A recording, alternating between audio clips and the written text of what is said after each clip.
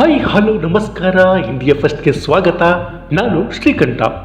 ವೀಕ್ಷಕರೇ, ಎಣ್ಣೆ ಬತ್ತಿ ಇಲ್ಲದೆ ದೀಪ ಉರಿಯಲು ಸಾಧ್ಯವೇ? ಖಂಡಿತ ಇಲ್ಲ.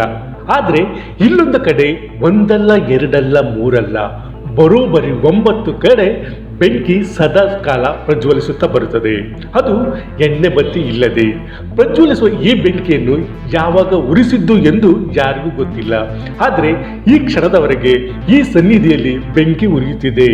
ಎಲ್ಲಿ ಏನು ಅಂತ ಹೇಳ್ತೀವಿ. ಅದಕ್ಕೂ ಮುನ್ನ ನಮ್ಮ ಚಾನೆಲ್ನ ಹೊಸದಾಗಿ ನೋಡ್ತಿದ್ರೆ ಸಬ್ಸ್ಕ್ರೈಬ್ ಮಾಡಿ, ಒಂದು ಲೈಕ್ ಕೊಟ್ಟು ವಿಡಿಯೋ ಶೇರ್ ಮಾಡಿ. ಹೌದು ವೀಕ್ಷಕರೇ, ಇಲ್ಲೊಂದು ಪ್ರದೇಶದಲ್ಲಿ ಎಣ್ಣೆ ಬತ್ತಿ ಇಲ್ಲದೆ 9 ಕಡೆ ಬೆಂಕಿ ಸದಾಕಾಲ ಉರಿಯುತ್ತಾ ಬರ್ತಿದೆ. ಅಂದಾಗೆ ಈ ವಿಸ್ಮಯ, ಈ ಪವಾಡ ನಡೆದಿರೋದು ಹಿಮಾಚಲ ಪ್ರದೇಶದಲ್ಲಿ. ಭಾರತದ 51 ಪ್ರಮುಖ ಪಾವನ ಶಕ್ತಿ ಪೀಠಗಳಲ್ಲಿ ಒಂದಾಗಿರುವ ಈ ದೇಗುಲ ಕಾಳಿಧರ್ ಎಂದು ಕರೆಯಲ್ಪಡುವ ಕಾಂಗ್ರಾ ಕಣಿವೆಯ ಶಿವಾಲಿಕ್ ಪರ್ವತ ಶ್ರೇಣಿಯ ಮಡಿಲಲ್ಲಿ ಇದೆ. ಇದು ಹಿಮಾಚಲ ಪ್ರದೇಶದ ಅತ್ಯಂತ ಸುಂದರ ಪರ್ವತ ಪ್ರದೇಶಗಳಲ್ಲಿ ಒಂದು. ಪುರಾಣ, ಮಹಾಭಾರತ, ಐತಿಹಾಸಿಕವಾಗಿ ಈ ತಾಣ ಮಹತ್ವದ್ದಾಗಿದೆ. ಹಿಮಾಚಲ ಪರ್ವತ ಪ್ರದೇಶದಲ್ಲಿ ಈ ಅಪೂರ್ವ ದೇಗುಲವಿದ್ದು 9 ಜ್ವಾಲೆಗಳು ಪ್ರಜ್ವಲಿಸುತ್ತವೆ. ಇಲ್ಲಿರುವ 9 ಜ್ವಾಲೆಗಳು 9 ದೇವಿಯರ ಪ್ರತೀಕ ಎನ್ನಲಾಗುತ್ತದೆ.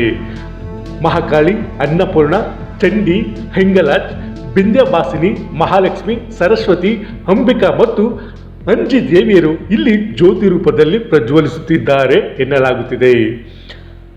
ವಿಸ್ಮಯ ಅಂದರೆ ಬಂಡೆಯ ನಡುವೆ ಈ ಬೆಂಕಿ ವಿಸ್ಮಯದ ರೂಪದಲ್ಲಿ ತೆರೆದುಕೊಳ್ಳುತ್ತದೆ. ಯಾಕೆಂದ್ರೆ ಇಲ್ಲಿರುವ ಅಷ್ಟೂ ದೇವಿಯರು ಇಲ್ಲಿ ಭಕ್ತರಿಗೆ ದರ್ಶನ ನೀಡುವುದು ಮೂರ್ತಿ ರೂಪದಲ್ಲಿ ಅಲ್ಲ, ಬದಲಾಗಿ ಅಗ್ನಿಯ ರೂಪದಲ್ಲಿ. ಬೆಂಕಿ ಅಥವಾ ಜ್ವಾಲೆಗೆ ಯಾವುದೇ ರೀತಿಯಲ್ಲಿ ತುಪ್ಪ, ಎಣ್ಣೆ, ಬತ್ತಿ ಹೀಗೆ ಯಾವುದರ ಅಗತ್ಯವೂ ಇಲ್ಲಿಲ್ಲ. ದಿನ ಬೆಂಕಿ ಹಚ್ಚಬೇಕು ಎಂದು ಇಲ್ಲ. ಒಂದೇ ಪ್ರಮಾಣದಲ್ಲಿ ಅದೆಷ್ಟು ವರ್ಷಗಳಿಂದ ನಿತ್ಯ ಈ ಬೆಂಕಿ ಪ್ರಜ್ವಲಿಸುತ್ತಲೇ ಇದೆ. ಹೀಗಾಗಿ ಬಂಡೆಯ ನಡುವೆ ಉರಿಯುವ ಈ ಅಖಂಡ ಜ್ಯೋತಿಯ ವಿಸ್ಮಯವೇನು ಎಂಬುದು ಭಕ್ತರ ಕುತೂಹಲ. ಈ ಜ್ವಾಲೆಗೆ ನಿತ್ಯ ಪೂಜೆ ನಡೆಯುತ್ತಿದೆ. ಭಕ್ತರು ಶ್ರದ್ಧಾ ಭಕ್ತಿಯಿಂದ ಉರಿಯುವ ಈ ಜ್ವಾಲೆಗೆ ನಮಿಸಿ ನೆಮ್ಮದಿ ಕಾಣುತ್ತಿದ್ದಾರೆ. ಇನ್ನು ಈ ಬೆಂಕಿ ಕೆಲವೊಮ್ಮೆ ಬೇರೆ ಬೇರೆ ರೂಪದಲ್ಲಿ ಗೋಚರಿಸುತ್ತದೆ. ಭಕ್ತರ ಪ್ರಕಾರ ಇಲ್ಲಿರುವುದು ಶಾಂತ ರೂಪ ದೇವಿಯರು. ಇವರೆಲ್ಲ ಕೆಲವೊಂದು ಸಲ ನೀಲಿ, ಹಸಿರು ಹೀಗೆ ಬೇರೆ ಬೇರೆ ಬಣ್ಣದಲ್ಲಿ ಅಗ್ನಿ ರೂಪದಲ್ಲಿ ಭಕ್ತರಿಗೆ ದರ್ಶನ ನೀಡುತ್ತಾರೆ. ಆದರೆ ಕೆಲವೊಮ್ಮೆ ಈ ಬೆಂಕಿ ಕೆಂಪಾಗಿ ಪ್ರಜ್ವಲಿಸುತ್ತದೆ. ಅಂದರೆ ಇದು ದೇವಿಯ ಕ್ರೋಧದ ಪ್ರತಿರೂಪವಾಗಿದ್ದು, ದೇಗುಲದಲ್ಲಿ ಈ ಕೆಂಪು ಬೆಂಕಿ ಕಾಣಿಸಿಕೊಂಡರೆ ಏನಾದರೂ ಅವಘಡ ಸಂಭವಿಸುತ್ತದೆ ಎಂಬುದು ಮುನ್ಸೂಚನೆಯಂತೆ. ಅಷ್ಟಕ್ಕೂ ಈ ದೇಗುಲವನ್ನು ನಿರ್ಮಿಸಿದ್ದು ಯಾರು, ಯಾವ ರಾಜರ ಕಾಲದಲ್ಲಿ, ಅದನ್ನು ಹೇಳ್ತೀವಿ ನೋಡಿ.